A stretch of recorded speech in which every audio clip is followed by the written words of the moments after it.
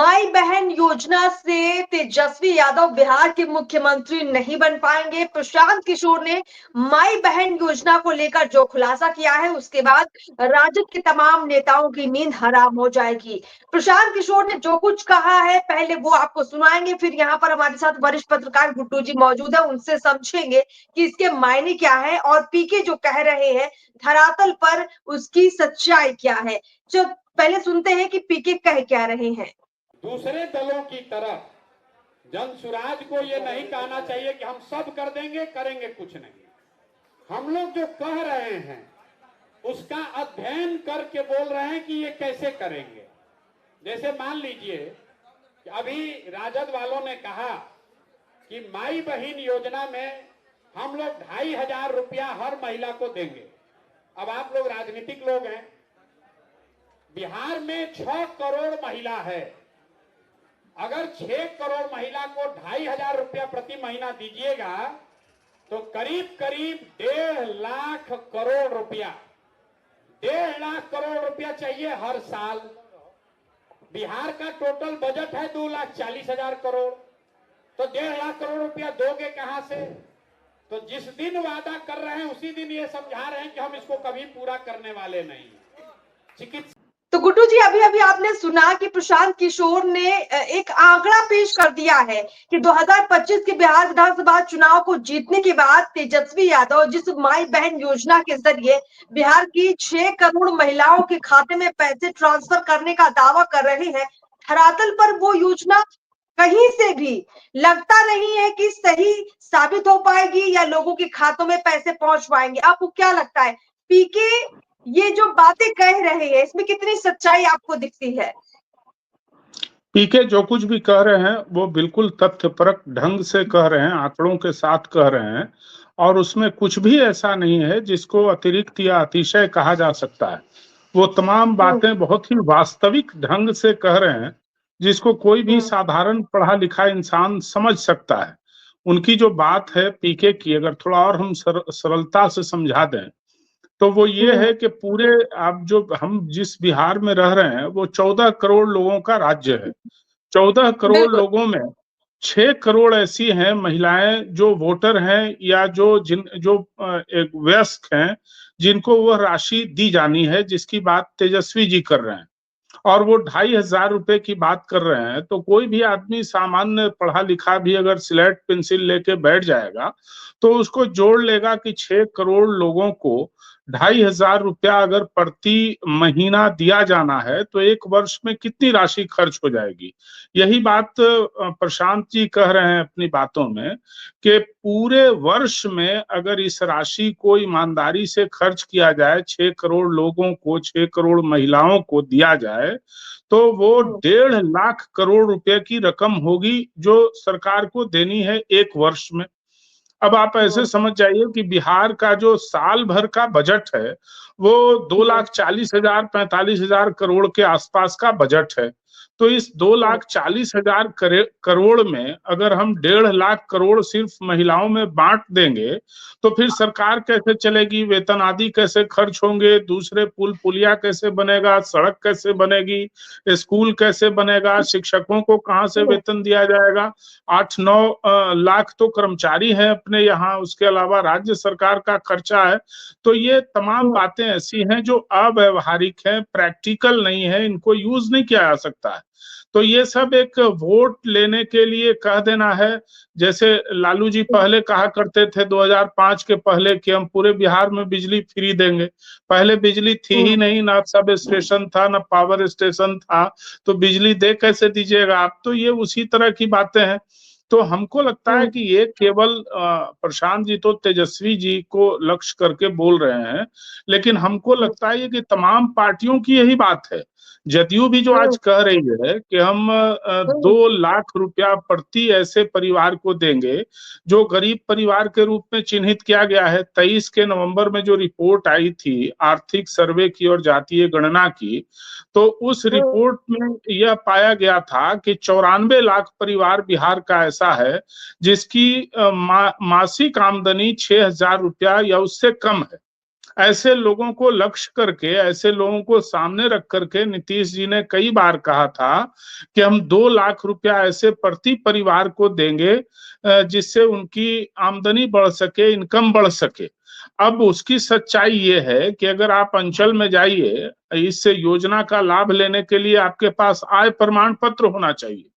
और आय प्रमाण पत्र में ये खेल चल रहा है कि अगर कोई महिला, कोई पुरुष अगर जा रहा है अपना आय प्रमाण पत्र बनवाने के लिए, तो उसका 1,00,000 1,50,000 रुपया का आय प्रमाण पत्र बनाया जा रहा है।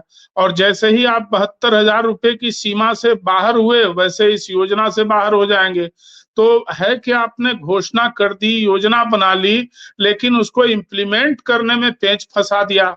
अब कहीं भी जाइए, हमारे यहाँ भाकपा माले के लोग थे, आंदोलन करने पर उतारू थे, उनका कहना था कि कोई भी महिला जो गरीब है, मजदूर है, भूमिहीन है, जिसका कहीं कोई आसरा नहीं है, वैसी महिला भी अगर अंचल में जा रही है तो उसको 1,00,000 1,50,000 रुपया का आय प्रमाण पत्र बना रहे हैं। तो आप ऊपर से योजना की घोषणा कर दे रहे हैं और फिर उसके सिस्टम में पेच फंसा दे रहे हैं कि कोई आदमी योजना के लायक न रहे। तो ये तमाम दल करते हैं और उसमें जन सुराज ही एक ऐसा दल है जो आंकड़ों पर बात करता है, वास्तविकता पर बात करता है, और अब तक यह बात सही हो रही है, लग रही है। गुड्डू जी देखिए, गुड्डू जी सवाल ये है कि फैक्ट की बात तो कर रहे हैं प्रशांत किशोर, लेकिन आपने ये भी देखा है, चाहे वो मध्य प्रदेश की बात हो, चाहे वो महाराष्ट्र की बात हो या झारखंड की बात हो, महिलाओं को फोकस करती हुई योजनाओं का जब ऐलान कोई पार्टी करती है तो उसको चुनाव में बहुत ज्यादा फायदा मिलता है। और इसी रीति नीति पर तेजस्वी भी चल रहे हैं। ठीक है कि सरकार बनने के बाद हो सकता है धरातल पर जितना वो दावा कर रहे हैं वो नहीं कर पाए, लेकिन अगर राजद की इस बात पर बिहार की जनता राजी हो जाती है, तब तो चुनावी साल में बहुत बड़ा फायदा आरजेडी को मिल सकता है। आपको क्या लगता है बिहार की जो पब्लिक है, खासतौर पर महिला है, वो कितना भरोसा करेंगी आरजेडी पर, तेजस्वी यादव पर? देखिए, हमको नहीं लगता है कि तमाम महिलाओं में बेशतर पढ़ी लिखी भी हैं, समझदार हैं, आंकड़ों को समझती हैं, हकीकत को जानती हैं। ये जो तमाम राजनीतिक दल हैं, ये ऐसे दल हैं जिनका आम लोगों के जीवन को सुधारने का कोई मंशा नहीं है या कोई इरादा नहीं रखते हैं। ऐसे दल एन केन प्रकारेण सत्ता हासिल करने की जुगत में रहते हैं और इसको लेकर के अनाप शनाप घोषणाएं करते हैं। यह बात बिल्कुल सही है। लाडली बहन योजना मध्य प्रदेश की हो या महाराष्ट्र की महिलाओं को केंद्रित करती हुई योजना हो, या अभी केजरीवाल जिस तरह से बात कर रहे थे, झारखंड में हम लोगों ने देखा कि वो मैया योजना का कितना लाभ हुआ। अभी अगर आप चुनाव आयोग के आंकड़ों को देखेंगी तो हाल के 2-3 दशकों में अगर देखा जाए तो महिलाओं का वोटिंग परसेंटेज बढ़ा है। जो महिलाएं घर से बिल्कुल। बाहर नहीं निकलती थी, वो महिलाएं अब निकल रही हैं और कहीं कहीं तो वो पुरुषों से आगे बढ़ रही हैं वोटिंग के मामले में। तो जो महिलाओं का यह ट्रेंड है वोट करने के प्रति, उसको देख करके तमाम राजनीतिक दल अब इस हालत पे, हालांकि कल ही टिप्पणी की है परसों सुप्रीम कोर्ट ने कि ये मुफ्तखोरी वाली योजना जो है लोगों को बेकार बना रही है और इसमें बहुत सारी राशि जो है जिसको राष्ट्र के निर्माण पर खर्च होना था, वो वोट बटोरू योजना में खर्च हो रही है और इस तरह से वो राज्य का भला नहीं हो रहा है। तो ये तमाम चीजें हैं, लेकिन जहां तक आप घोषणा कर रहे हैं बढ़कर 2,500 रुपया प्रति महिला प्रति माह, ये इतनी बड़ी रकम के बारे में भी तो सोचिए कि ये रकम आएगी कहाँ से। अब बिहार में तो इतना है नहीं, तो जो पढ़ी लिखी महिलाएं हैं निश्चित रूप से वह जानती हैं कि ये तमाम योजनाएं पूरी होने वाली नहीं है। ये सिर्फ वोट के लिए की गई योजना है और इसका निश्चित रूप से कुछ ना कुछ फायदा भी मिलेगा।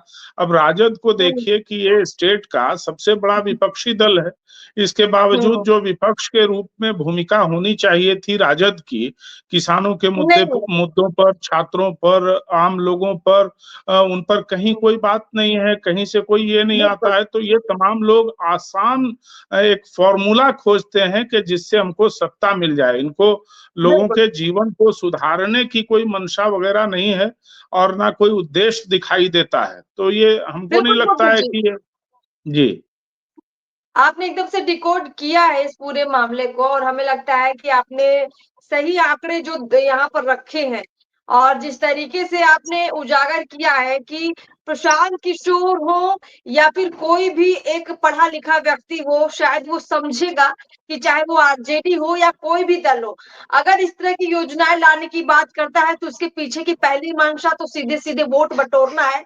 और दूसरा ये भी वो नहीं देखते हैं कि हम ये योजना पूरी कैसे करेंगे, क्या हमारी उस कंडीशन में, जबकि बिहार गरीब राज्य में आता है, उस कंडीशन में ये योजना लाना भी अपने आप में एक हास्यास्पद है। उसके बावजूद अगर राजनेता इस तरह की बातें रखते हैं, इसका मतलब है कि पब्लिक को मूर्ख भी समझ रहे हैं।